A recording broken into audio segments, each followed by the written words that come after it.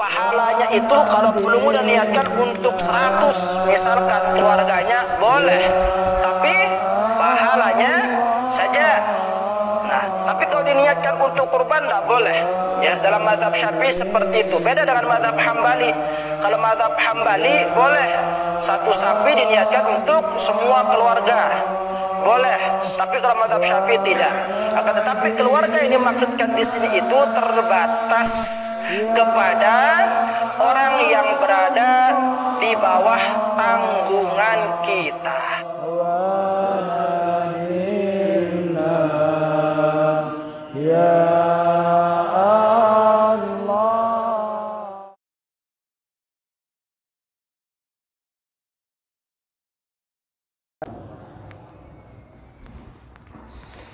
Alhamdulillahi Rabbil Alamin wa bihi nasta'inu ala umuri dunya waddin wassalatu wassalamu ala ashrafil anbiya'i wal mursalin sayyidina wa maulana Muhammadin wa ala alihi wa ashabihi wa man tabi'ahum bi ihsanin ila yaumiddin amma ba'du. Hadratan muhtaramin jamaah kaum muslimin muslimat rahimani wa rahimakumullah. Pertama, tiang mengajak kepada kita semua untuk senantiasa bersyukur seraya memuji Allah Subhanahu wa taala dengan ucapan kalimat alhamdulillahi rabbil alamin. Segala puji bagi Allah Subhanahu wa taala yang masih menganugerahkan kepada kita kesempatan berupa usia, yang masih memberikan kepada kita kesehatan. Semoga di sisa umur kita ini Allah Subhanahu wa taala memberikan kepada kita kekuatan untuk bisa mengisinya dalam ketaatan kepadanya, sehingga kita termasuk di antara orang-orang yang mendapatkan kemuliaan baik dari kehidupan dunia sampai nanti ketika kita berada di negeri akhirat. Maka dengan harapan hadratal muhtaramin rahimakumullah, semoga berkumpulnya kita bersama pada malam hari ini mampu menjadi salah satu penyebab Allah Subhanahu wa taala memuliakan kita di kehidupan dunia ini dan di kehidupan yang akan datang, dan semoga mampu menjadi penyebab Allah Subhanahu wa taala mengumpulkan kelak kita bersama di dalam syurganya. Amin ya rabbal alamin. Salawat beserta salam semoga senantiasa tercurah kepada junjungan kita Nabi besar Muhammad sallallahu alaihi wasallam. Dengan ucapan kalimat Allahumma salli ala Sayyidina Muhammad wa ala ali Sayyidina Muhammad,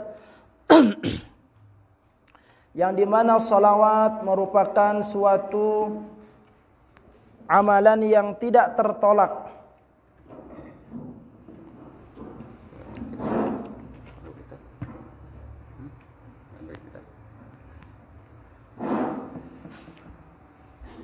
Salawat merupakan amalan yang tidak tertolak, ya.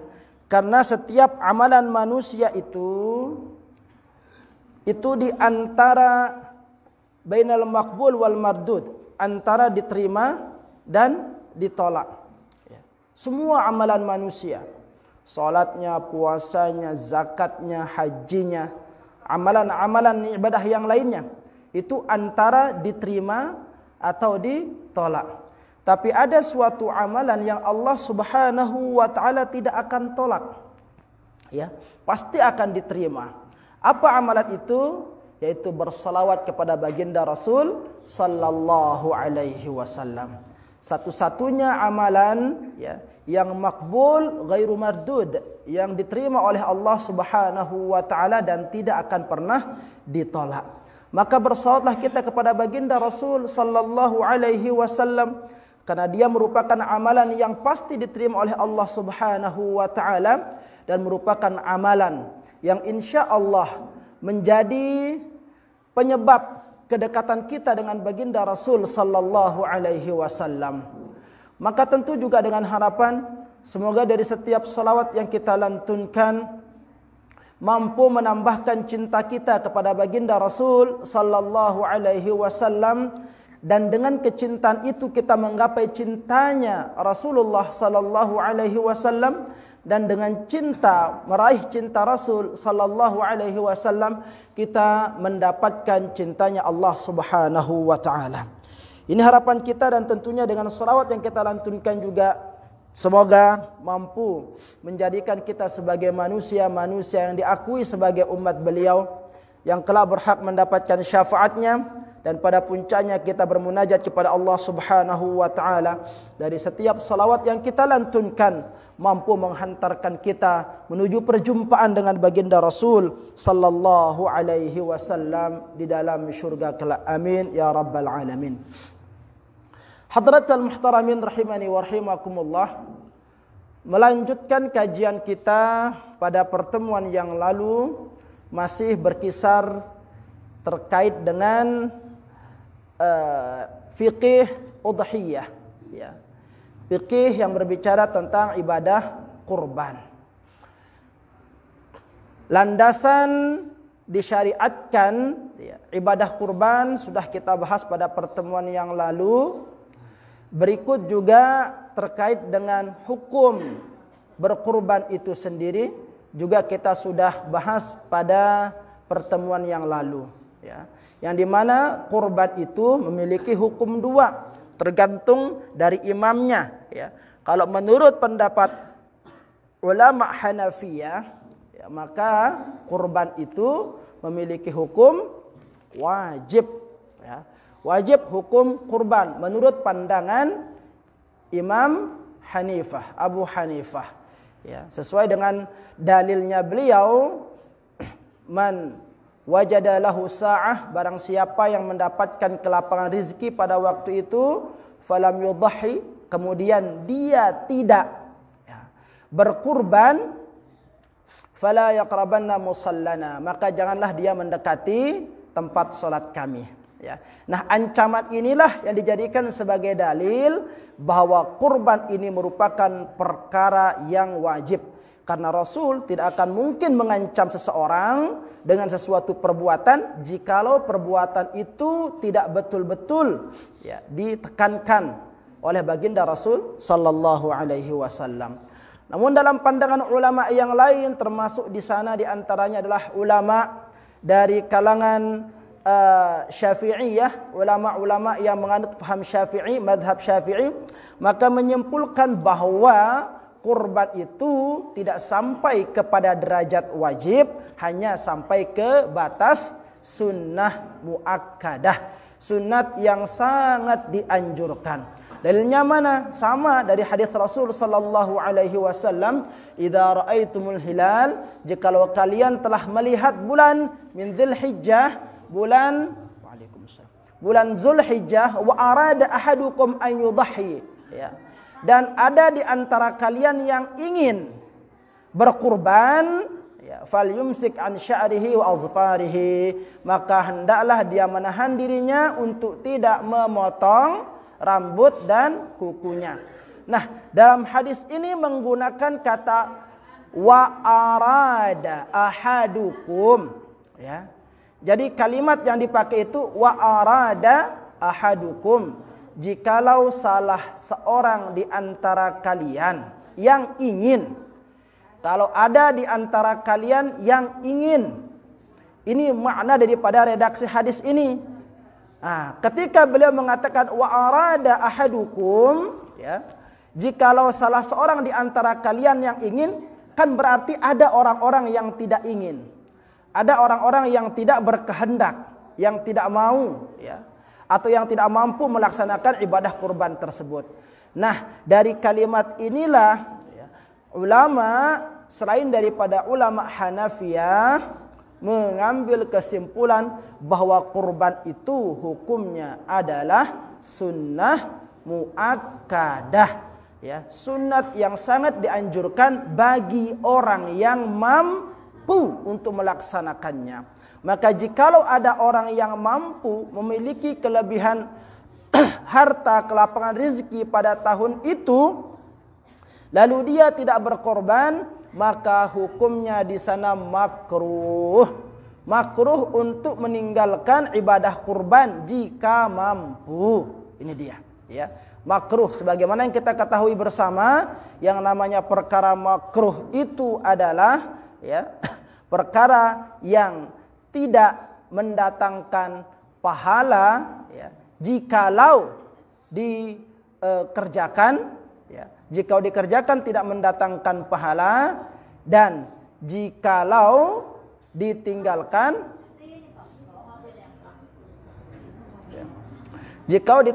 mendatangkan pahala. Mohon maaf, jikalau ditinggalkan kita mendatangkan pahala, jikalau dikerjakan tidak mendatangkan dosa. Itu makruh. Jadi lebih baik apa? Lebih baik untuk ditinggalkan. Artinya, jikalau kita memiliki kelebihan harta, maka lebih baik kita berkurban dibandingkan dengan kita tidak berkurban. Ya, ini dia yang namanya perkara makruh. Nah, ini juga sudah kita bahas hadratul muhtaramin rahimakumullah pada pertemuan yang lalu. Maka pada kesempatan kali ini kita akan coba melanjutkan kajian kita. Dia tulang bagi kitab, doahan deh. Setelah kita mengetahui tentang hukum ibadah kurban itu sendiri, maka pada kesempatan kali ini kita akan membicarakan terkait binatang apa saja ya. Binatang apa saja yang boleh untuk dikurban dan apa saja dari syarat-syarat binatang itu ya. Jadi tidak semua hewan di muka bumi ini diperbolehkan untuk dijadikan persembahan di dalam ibadah kurban. Tidak semua hewan, tetapi terbatas kepada 3 hewan saja. Ya, 4 mohon maaf, 4 hewan saja. Mana yang 4 itu? Ya, dikatakan di sini wala tasihhu, dan tidak sah dianggap al-udhiyatu, ibadah kurban itu min haitsu tadhiyati ya, daripada binatang kurban yang dikurbankan itu biha dengannya, illa kecuali dari min ibil, pertama dari onta, min ibilin, pertama binatang yang dianjurkan untuk dikurban itu ialah onta, wa baqarin, yang kedua adalah sapi, yang ketiga adalah ghanamin ya, ghanamin itu kambing. Nah, yang keempat di sini itu ada dia, tetapi tidak disebutkan dalam kitab kita, yaitu apa? Domba. Nah, dari 4 binatang ini hadratul muhtaramin rahimakumullah, yang paling utama untuk dijadikan sebagai hewan kurban tentu yang paling besar, yaitu onta. Nah, kalau ada di antara kita yang memiliki peliharaan binatang kurban berupa onta, maka itu lebih afdal untuk dikurbankan pada hari itu. Nah, karena di Lombok ini jarang dengan bedui onta, bukan jarang lagi, dia arak jagana ya. Maka silahkan untuk mengambil binatang yang tingkatan keafdaliannya itu urutan yang kedua setelah unta, yaitu bakar, sapi ya. Sapi. Lalu yang ketiga, setelah sapi itu urutan yang ketiga, ketika kita tidak mampu mengorbankan sapi, maka bisa kita milih yang kecil, yaitu apa? Kambing. Nah, yang terakhir barulah domba. Nah, dari 4 hewan kurban ini, maka dia memiliki kriteria hadratul muhtaramin rahimakumullah ya. Untuk ibil, untuk unta, dalam mazhab Syafi'i dikatakan di sini wa syartu ibilin ya. Dan syarat daripada hewan yang bernama onta itu baru boleh dikorban kapan? Ayat'ana fis sanati sadisati, hendaklah onta itu telah berusia genap 6 tahun. Onta ini dalam mazhab Syafi'i. Kalau dalam mazhab yang lain seperti Hanafi, Hambali itu cukup 5 tahun saja. Tapi dalam mazhab Syafi'i 6 tahun. Wa baqarin wa ma'zin ya fi tsalitsati, Adapun sempi kencebembe ino itu ketika telah berusia genap 3 tahun. Itu dia. Di si genap 3 tahun. Jadi lamun ara ngorban sempi burna umur 3 bulan, dia tamal itu no. Jadi 3 tahun. Kalau dalam mazhab yang lain 2 tahun saja katanya. Tapi dalam mazhab Syafi'i harus 3 tahun. Berarti 3 tahun sudah masuk tahun keempat. Seperti itu. Di angka lawan si tukang beli hewan kurban itu biasanya kan nanya ya, wah berentang atau ende mana? Deh, lo kan kadang-kadang dia tahu sih ngambil kayak karena berentang apa ende no. Mungkin karena usianya ya. Lamun berentang ini wah bu korban karena genap usia kambing atau sapi itu berentang dalam waktu umur sekian you know. Dek marah manusia. Dia nenek keran mesin entong neke gigi manusia. Jangankan dengan si wah tua, si bajang-bajang biar penuh, biar rongas gigi nah ini dia hadratul muhtaramin rahimakumullah. Jadi lamun sampi kencebembe ino itu harus berusia berapa? 3 tahun. Wada'ni fi tsaniyati ya. Maka kalau domba itu minimal dia berusia 2 tahun. Ini dia. Wa yajuzu dzakarun wa untha ya.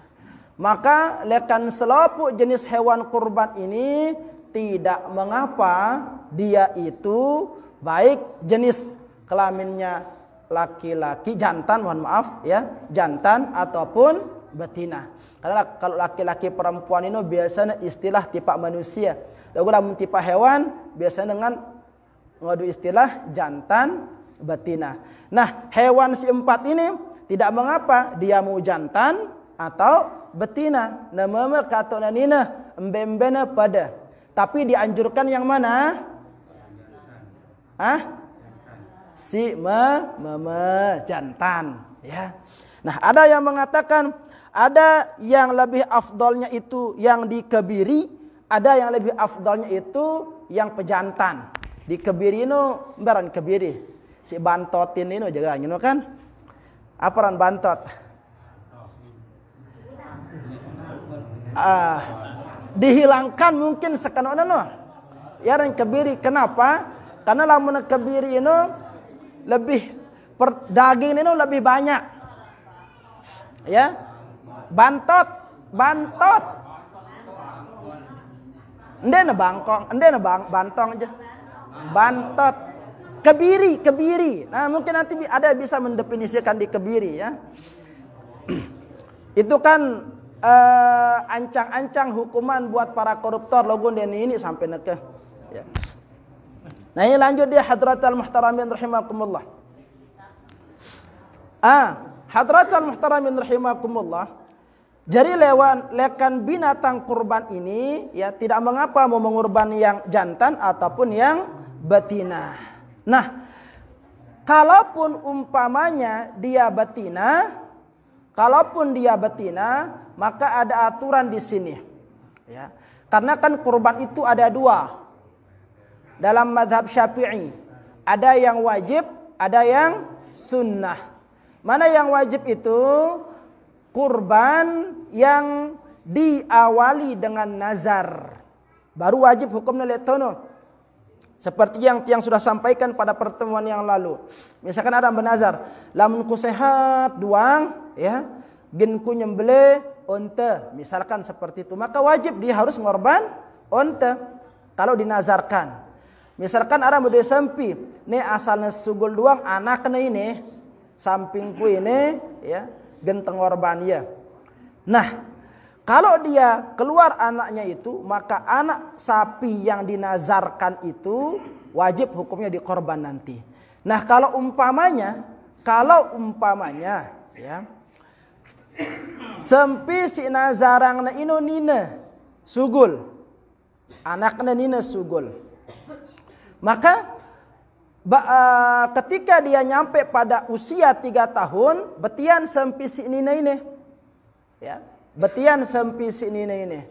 Nah, pertanyaannya, yang wajib disembelih itu apakah sapi itu saja atau beserta dengan anak yang ada di kandungan sapi ini. Nah, ini dia. Perhatian si nazarang sapi ini nih. Nah, lamun ngene pun kejadian, maka hadratul muhtaramin rahimakumullah, ya. Pendapat ulama terkait dengan sapi nina si nazarangna dan sapi itu dalam keadaan hamil, maka ketika dia keluar anaknya itu, ya, yang wajib disembelih adalah dua-duanya. Dua-duanya. Hanya saja nanti pas waktu pembagiannya itu yang berbeda. Ya. Kalau kurban nazar itu boleh enggak dimakan atau tidak dagingnya? Halo? Pelajaran tahun lalu ini. Hah? Lamun tebe nazar, lamun ku sehaduang ku nazarang nih sampingku ini nih, ya, ku korbannya. Nah, kalau kurban nazar itu maka tidak boleh bagi orang yang berkurban untuk memakan daging sembelihannya, enggak boleh. Meskipun misalkan hanya hatinya saja tidak boleh, sedikit pun tidak boleh. Beda dengan kurban yang hukumnya sunat, maka boleh sepertiga. Tapi kalau nazar tidak boleh. Maka jikalau ada yang ingin berkurban pada tahun ini, tetapi kurbannya nazar, nena kanggo mau bagian, bebadak oleh panitia kun, ante dendek demo bungkusan, ngeno, ya, nggak boleh. Atau boleh dapat bungkusan logun dedek kanggo ngelorang iya, harus disedekahkan. Nah, terkait dengan binatang yang hamil tadi itu berdua anak, kedua-duanya itu harus dipotong, harus dikurbankan. Hanya saja, ya, yang induknya itu tidak boleh dimakan sama sekali, tidak boleh, kecuali daging lekan anaknya ini. Ya, daging lekan anaknya ini disembelih anaknya itu, maka sepertiganya boleh dimakan oleh orang yang bernazar tadi itu. Jadi sini kanggo nak orang simbe yang induknya itu saja, karena itu yang dinazarkan. Nah, seperti itu. Ya, ini kan tidak menutup kemungkinan mungkin ada di antara kita yang menjadi pengusaha sapi, ya kan, atau pengusaha kambing. Dia tahu dengan mamban ini ruang doang, kadang-kadang ngene logo bisnisnya luar tahun. Kadang-kadang berdua ya kandang sempi merep di lapangan sepak bola. Kandangnya doang logo mbeh ke sempi, dia tahu, ya. Nah, tidak menutup kemungkinan, maka perhatikan bagi yang bernazar, ini dia konsekuensinya seperti itu. Deh. Nah, lanjut hadratul muhtaramin rahimakumullah, ya. Muncul pertanyaan, kanggo kita nyembelih kibas ino si becian lekan usia 2 tahun. Ya. Atau misalkan 6 bulan lah. Atau setahun. Misalkan ya, setahun umur kibas, tersembelih ya, tekorbanang ya. Artinya kurang dari syarat yang 2 tahun itu. Boleh apa tidak? Boleh ketika perawakan kibas ino, bembe ino, nepada belekna mera belek awak sampai si 2 tahun atau lebih mokoh, baru dia boleh. Logolah mena kurusan dena kanggo. Jadi ada sahabat pada zaman dulu itu berkurban dengan domba yang kurang dari 2 tahun. Loguna domba si korbanan ini, kalau dia dilepas bersama domba-domba yang umuran 2 tahun, 3 tahun, sulit dibedakan mana yang kurang 1 tahun itu, mana yang 2 tahun itu, saking pada bokohnya. Nah, ya. Maka nanti ada syarat-syarat bagi binatang kurban. Ngumbel binatang kurban misalkan 5 tahun. Wah 10 tahun sampingku ini, lagu kurus, beneran kurang vitamin A ruan ini. Si kurus ini, kanggo dia tekorbanang. Nanti kita akan bahas di sini. Dan dia tuakna doang. Lagu kurus. Ini namanya sapi busung lapar, ada penyakitan sing ini ongkuna. Jadi dari semua kriteria sapi itu, dari 4 jenis hewan kurban ini, ada lagi syarat-syaratnya hadratal muhtaramin rahimakumullah, ya. Mana syarat-syaratnya itu? Dalam sebuah hadis dikatakan, agar lebih rinci dikatakan di sini, arba'un, 4, ya. La tujzi'u fil adahi, yang tidak boleh ada dalam kriteria hewan kurban. Yang ulangi, arba'un la tujzi'u fil adahi, ada 4 kriteria atau 4 syarat yang tidak boleh ada pada hewan kurban. Apa yang pertama? Al-awra'ul bayyin awaruha. Ya. Binatang kurban ini cacat matanya atau salah satu dari matanya. Lawan bahasa kenapa? Pekek. Ya, no, daramatana setue, Nah, dina arak mati ini karena cacat, ya, karena pas waktu lae nengwanangnya, ya girang smackdown, bembekna, akhirnya kena lah matanya sebelah dengan tanduk musuhnya yang smackdown itu, cacat matanya. Nah, yang cacat seperti ini tidak diperkenankan. Ya, cacat salah satu matanya, apalagi dua-duanya. Wal maridatul bayyin maraduha, binatang hewan itu yang sakit, ya, sakit jelas penyakitnya.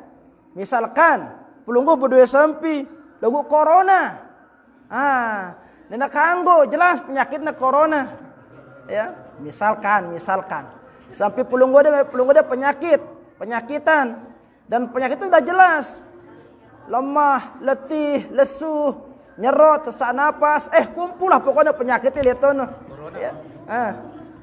Maka tidak boleh, ya, tidak boleh mengorban kambing yang seperti ini. Kan kadang arah dengan nunang peliharaannya, ketimbang kujualnya, dinaragan mele belinya. Sesak napas, butuh bantuan oksigen, bembena, ku korban dia penyakitan. Udah pernah minum biar corona dan singakan dia, ya. Nah ini dia, yang jelas penyakitnya tidak diperkenankan, ya. Apalagi wal arja'ul bayin arajuha, ya, yang pincang kakinya, ya. Yang cacat kakinya, jelas kakinya salah satu di antara kakinya itu pincang, tidak boleh. Ya. Dan yang terakhir apa? Wal ajfa. Ajfa ini artinya apa? Reges, kuyus, gerenggeng, atau alang lah kayak gitu. Ya. Nah yang seperti ini tidak boleh 4. Nanti kita akan perjelas setelah azan. Silakan.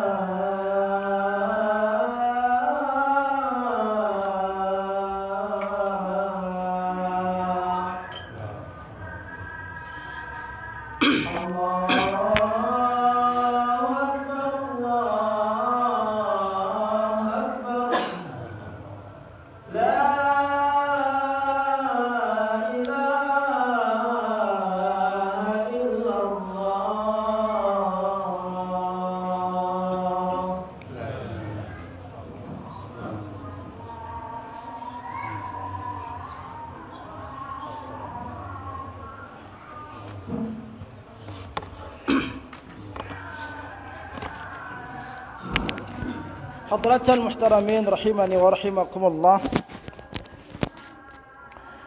Ada 4 ketentuan yang tadi tidak boleh terdapat dalam hewan kurban yang kita ingin kurbankan. Ya, yang ulangi secara singkat. Yang pertama itu ya, ialah binatang kurban yang auraul bayin. Auraul bayin awaruha, yang cacat sebelah matanya atau kedua matanya. Wal maridatul bayin maraduha, yang jelas penyakitnya. Kan penuh model penyakit bembek nih binatang kurban itu. Ada si penyakit kulit, itu seram sekali rupanya kalau binatang kurban itu, si kurek-kurek. Itu kalau bisa jangan seperti itu ya binatang kurbannya. Jadi dianjurkan binatang kurban itu yang sehat. Kalau kambing itu yang memiliki tanduk. Ini dianjurkan seperti itu. Yang telinganya enggak ada yang tepong. Ya. Tambahnya seperti itu. Jadi cari telinganya itu senulak tuwe atau lidahnya yang tidak rusak juga. Jadi si mokoh dianjurkan, semakin mokoh semakin bagus. Sehingga nanti kita berharap kepada panitia agar bisa mencarikan kita binatang kurban yang mokoh seperti itu, yang gemuk-gemuk. Karena lebih banyak dagingnya, maka akan lebih banyak orang yang akan mendapatkan manfaatnya. Itu tujuan ya kan binatang kurban itu. Jadi kan laguan mokoh kencang itu kan tergantung harga ya.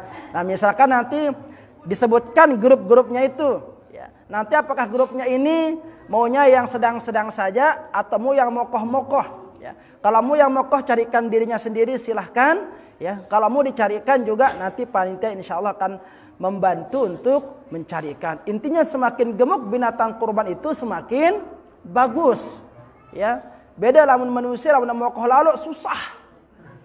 Dia bunguit. Jadi lamun manusia dia tenawaya lamun dadara biasanya kurus-kurus saudara. Dagu lamun mah merari. Merebele-bele dream. Kalah dengan Arab, dia tahu ngatur diina. Ya. Ini dia. Jadi kalau binatang kurban itu disunatkan yang mana? Yang besar-besar. Semakin mokoh semakin bagus. Itu dia. Nanti kalau ada yang misalkan satu grup itu mau cari yang mokoh, berarti konsekuensinya harus berani menambah. Kan seperti itu.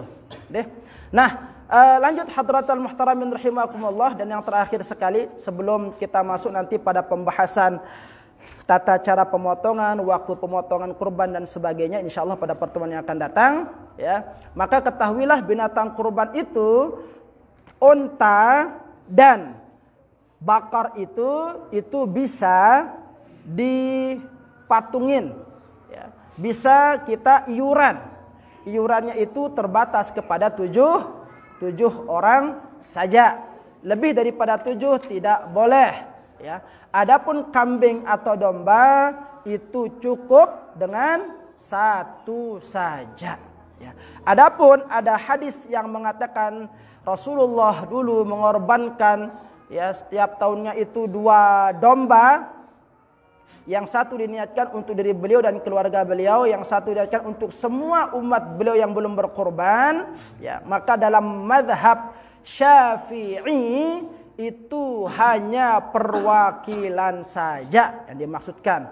Jadi pahalanya, ingat pahala ya. Pahalanya itu kalau pelungu dan niatkan untuk 100 misalkan keluarganya boleh. Tapi pahalanya saja. Nah, tapi kalau diniatkan untuk kurban tidak boleh. Ya, dalam mazhab Syafi'i seperti itu. Beda dengan mazhab Hambali. Kalau mazhab Hambali boleh 1 sapi diniatkan untuk semua keluarga.